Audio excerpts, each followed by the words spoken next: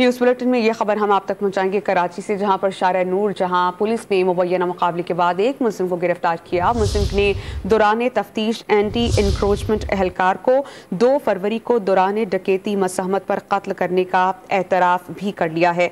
मुल्जिम की डकैती के वारदातों की CCTV फुटेजेस भी सामने आई हैं। आपको इस बारे में बता दें कि 2 साल कबल वारदात के दौरान पुलिस ने इस शख्स को रंगे हाथों पकड़ा था और मुल्जिम ने अपने साथी आमिर के हमरा मुतादिद वारदातों का एतराफ़ भी किया है। ये मौक़िफ़ सामने आया है पुलिस का। मुल्जिम ने एंटी इंक्रोचमेंट एहलकार को 2 फरवरी को डकैती के दौरान मसहमत पर कत्ल करने का एतराफ़ किया।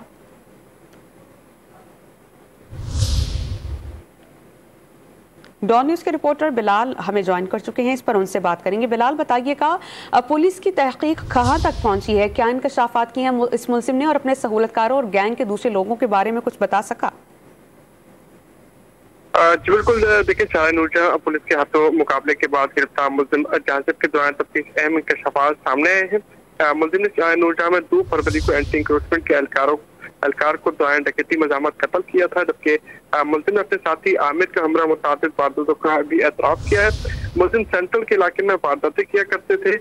2 साल कबल एक वारदात के दौरान पुलिस मुकाबले के बाद आमिर पकड़ा गया था। मुल्जिम ने अपने साथी अजमल के साथ मिलकर वारदातों का भी एतराफ़ किया है।